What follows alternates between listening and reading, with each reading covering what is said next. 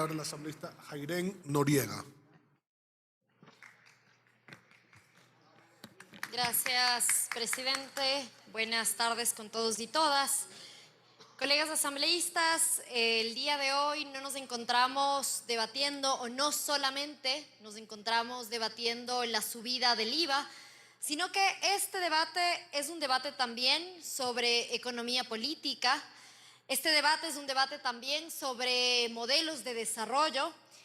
Y este debate es fundamentalmente sobre el proyecto económico que el presidente Daniel Noboa nos está proponiendo no a los asambleístas, sino a los ecuatorianos y a las ecuatorianas.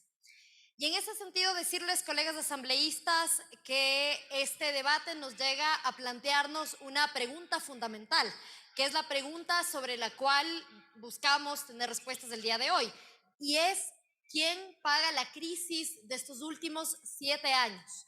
Una crisis que ha sido generada por los gobiernos tanto de Lenín Moreno como el gobierno del expresidente Guillermo Lasso. Cabe decir también, colegas asambleístas, que esta ha sido una crisis autoinducida, una crisis a la cual hemos llegado en parte por el desfinanciamiento del Estado y por la desinstitucionalización del Estado.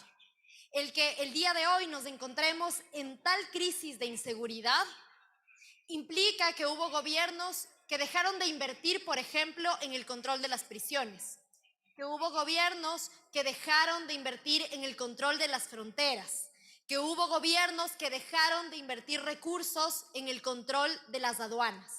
Así que también tenemos que tener cuidado, colegas asambleístas, cuando hablamos de achicar el Estado, porque bajo el discurso del Estado obeso es que también nos enfrentamos a las crisis el día de hoy. Todos coincidimos en este pleno, me parece que si hay un acuerdo es sobre este punto en particular, y es que el combate a la delincuencia, o más bien la búsqueda de la paz en este país, requiere recursos. Así que la falsa dicotomía que ha planteado el gobierno respecto de pagar la vacuna o pagar el IVA es engañosa, es mentirosa y es profundamente manipuladora con nuestro pueblo, porque además nos coloca a quienes nos oponemos a esta medida antipopular, como el aumento del IVA, nos coloca como del lado de los terroristas, de los delincuentes o de una oposición que no propone. Y eso es completamente falso. Plantear que la discusión del IVA es entre el país y las mafias o el terrorismo es profundamente engañoso. El día de hoy la verdadera discusión, colegas asambleístas, y la verdadera dicotomía es: ¿quiénes van a pagar la crisis? ¿La van a pagar quienes más tienen? ¿La va a pagar la banca? ¿La van a pagar los grandes grupos económicos? ¿O la crisis la van a tener que pagar las familias más pobres? Eso es lo que verdaderamente se encuentra en cuestión en este debate. Entonces, lo responsable por parte de todos y todas es presentar alternativas. La Revolución Ciudadana, de la forma más responsable posible, lo ha hecho. Están los impuestos a los grandes grupos económicos. Hemos planteado también una contribución especial a las ganancias extraordinarias de la banca. Y por supuesto también en este momento político y social del país deberíamos volver a plantear que quienes están debiendo grandes recursos, los grandes grupos económicos, paguen impuestos. Y en ese sentido, quien debería iniciar dando el ejemplo debería ser la familia del presidente Daniel Noboa, quien ahora mismo le debe en firme al Estado 89 millones.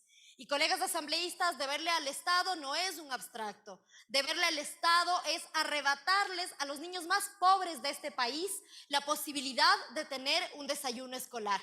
Desayuno escolar que en muchos de los casos era la única comida que tenían esos niños y niñas. Perdonarles impuestos a los grandes grupos económicos también implica que miles de jóvenes se queden fuera de las universidades. No pagar impuestos en este país también se traduce que en la próxima proforma presupuestaria ya se ha anunciado un recorte de al menos $3 millones a las universidades. Entonces, ¿de qué futuro les estamos hablando a los jóvenes? ¿De qué nueva generación de políticos estamos hablando en este país si este gobierno es incapaz de pensar en alternativas que no afecten a los más pobres y a los jóvenes más pobres que en este momento se encuentran migrando? Los problemas que tenemos como país y como sociedad no se resuelven generando más problemas y sobre todo más problemas en las economías familiares, en las madres empobrecidas, en aquellos jóvenes que no tienen empleo, en aquellos padres trabajadores que ahora mismo están buscando cómo llegar a fin de mes.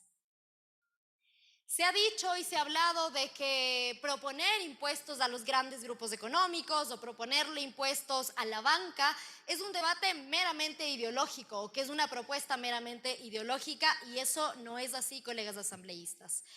Es más bien hablar de que son medidas que la propia CEPAL y otros organismos internacionales las han puesto sobre la mesa como impuestos progresivos.